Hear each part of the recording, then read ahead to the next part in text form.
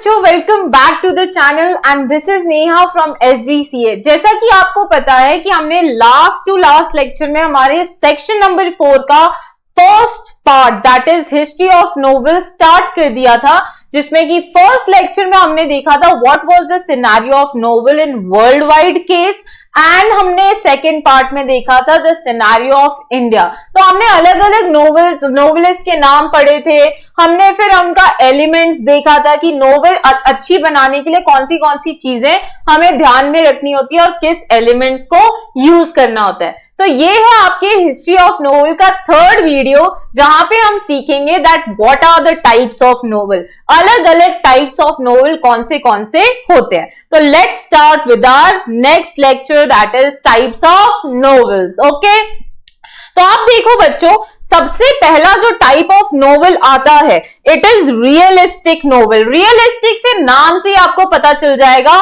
Those novels which are based on real life incidences. The realistic novel is a piece of fiction that gives the effect of realism and is also called a novel of manner. ऐसा novel जो कि किसी real story पे based हो या किसी real issue पे based हो जो आप डे टू डे लाइफ में फेस करते हैं, उसे हम कहते हैं realistic novel. It can be characterized by its complex characters with mixed motives that are rooted in the social class. तो स्पेशली ये जो आपके नोवेल्स रहते हैं it is based on the class differentiation, जो कि हम कास्ट में लोगों को बांटते हैं ना, अपर क्लास, मिडिल क्लास, और जनरली वो उस पे बेस्ड रहता है, problem faced by lower class people और the middle class people. The characters in the realistic novel interact with other characters and undergo plausible and everyday experiences. तो यहाँ पे जो आप अपने डे टू डे लाइफ में डील करते हैं वही चीजों में आप वही चीजें देखने को मिलेंगी आपको रियलिस्टिक नोवेल में।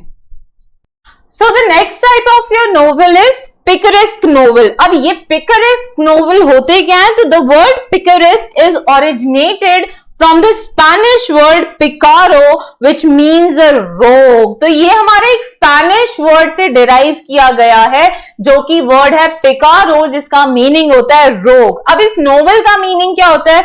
अ picaresque novel narrates the adventures of the protagonist who is an eccentric or a disreputable person in an episodic form।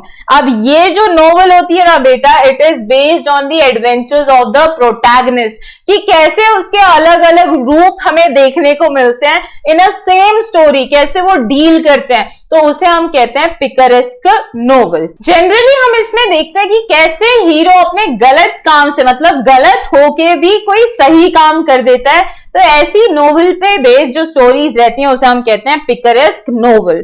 Next type of your novel is historical novel. तो नाम से ही समझ जाता है, a historical novel is a novel set in the period earlier than that of the writing. जिस time ये novel लिखी गई है तो उसकी जो स्टोरी होगी वो उससे पहले की टाइम की होगी, मतलब पास्ट की स्टोरी उठा के जब आप लिखते हैं तो उसी को हम कहते हैं historical novel. Next type of your novel is epistolary novel. The word epistolary derives from the Latin word epistola which means a letter. Epistola का मतलब होता है खत, लेटर, कोई document. The epistolary novel is that in which the writer presents the narrative through a series of correspondence or other documents। तो जब आप किसी की स्टोरी बेस्ड ऑन लिखे गए डॉक्यूमेंट्स पे या लेटर्स पे स्टोरी बनाते हैं या नोवेल लिखते हैं तो उसी को हम कहते हैं एपिस्टोलरी नोवेल।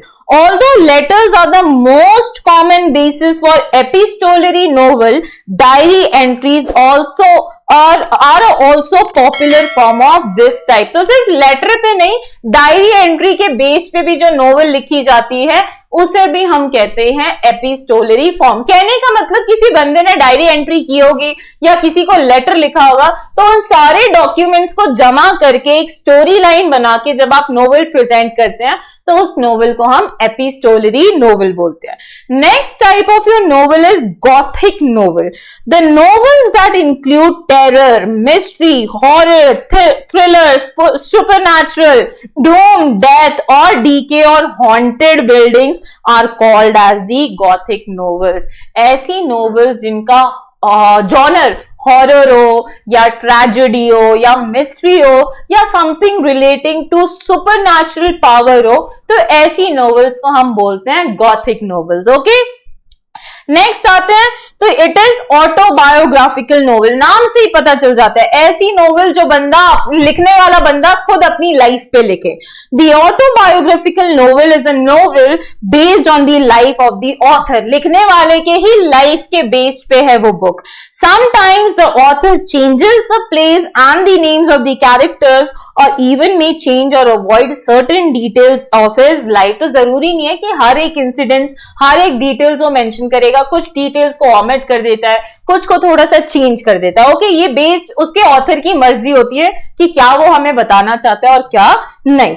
इट मे और may not be in the first person narration. तो जरूरी नहीं है कि अगर मैं अपनी लाइफ पे बेस्ड बुक लिख रही हूं तो मैं उसको ऐसा लगेगा कि मैं बोल रही हूं. नहीं, ऐसा भी हो सकता है कि दूसरा बंदा मेरी लाइफ को कैसे डिस्क्राइब कर रहा है, और जब मैं बुक लिखती हूं तो उसे हम कहते हैं autobiographical novel. Next is allegorical novel. अब एलोगोरिकल नोवेल क्या होता है? An allegory is a story that bears more than one level of meaning.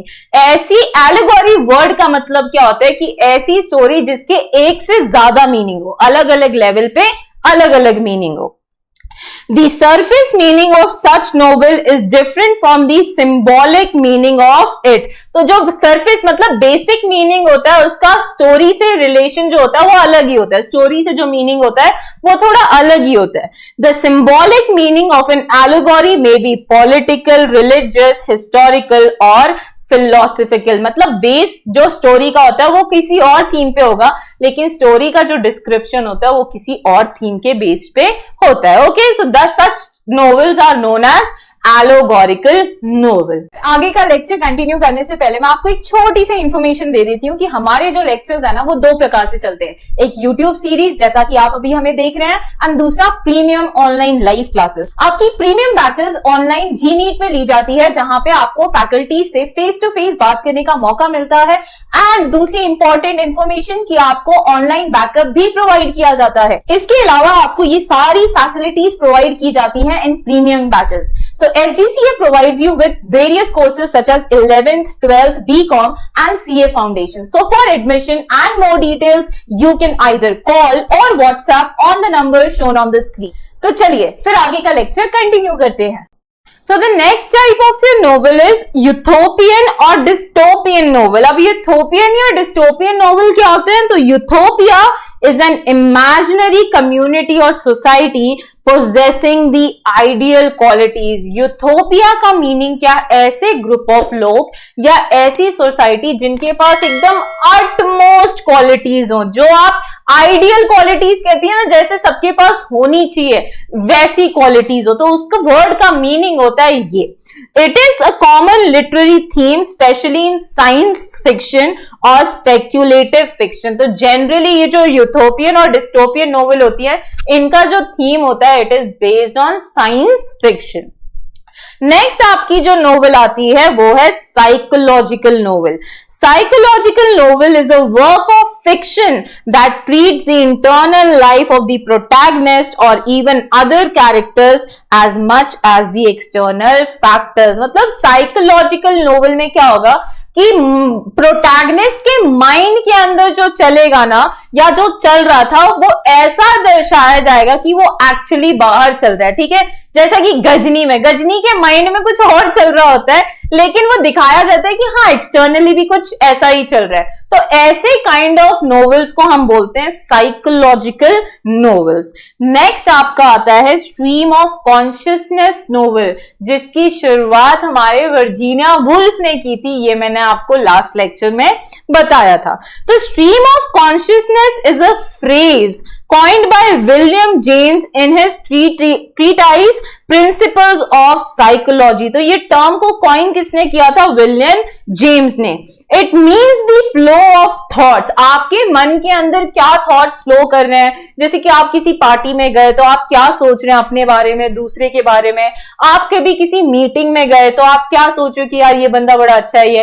तो ये जो कंटिन्यूस थॉट्स आपके माइंड में चल रहे हैं ना, और उसके बेसिस पे जब आपके नोवेल लिखा जाता है तो उसे हम कहते हैं stream of consciousness novel.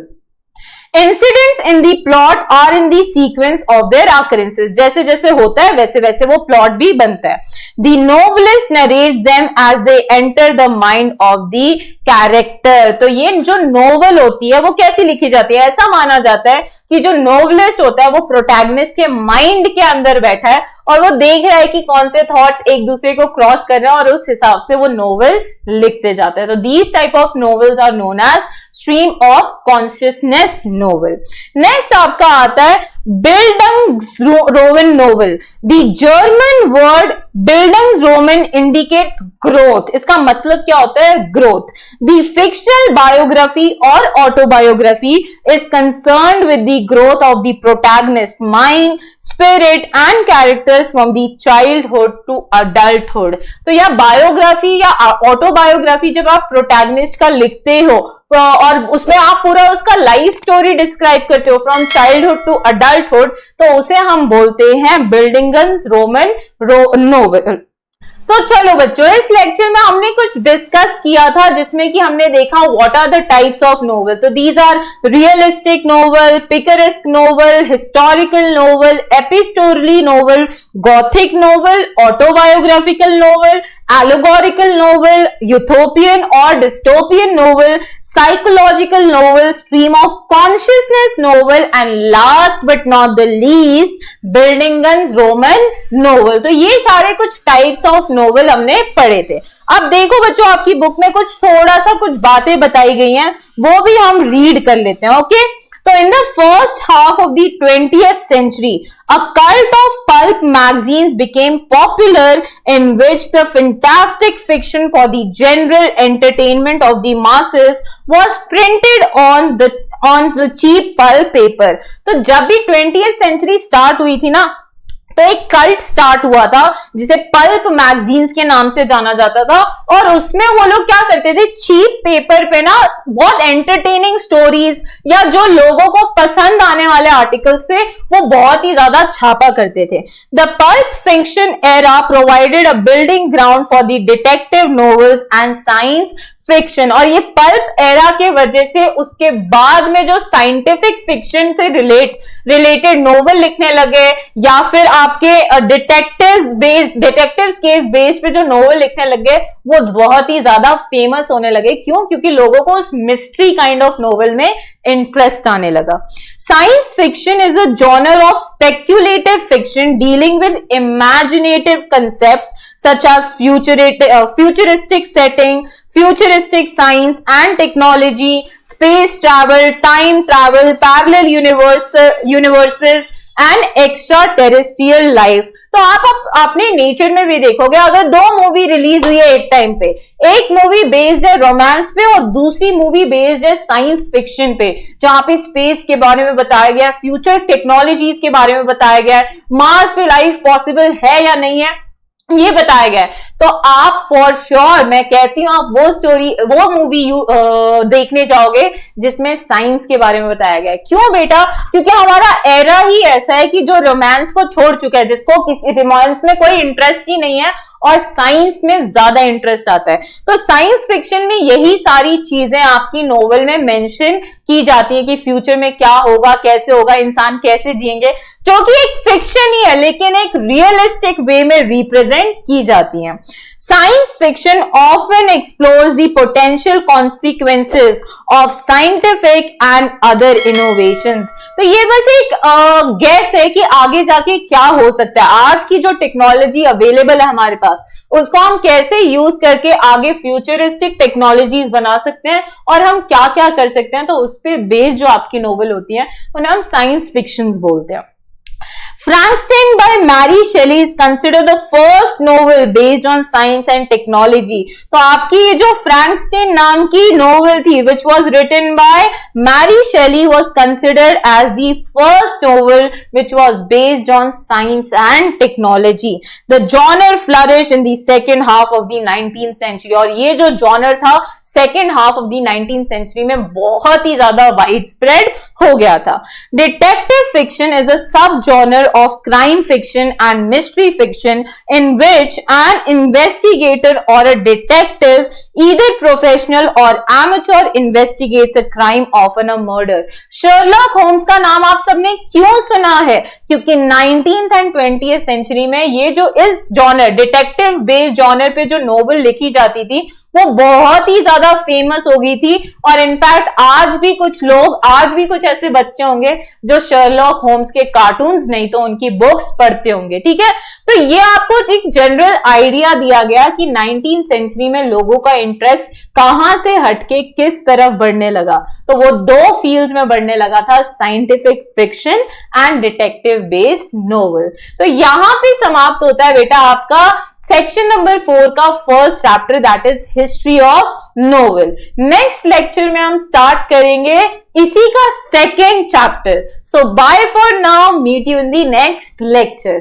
If you really like the video, do hit the like button, subscribe for latest notification और अपने ज्यादा से ज्यादा फ्रेंड्स को शेयर करिए. और जो भी पार्ट आपको सबसे अच्छा लगा हो हमें कमेंट में बताइए.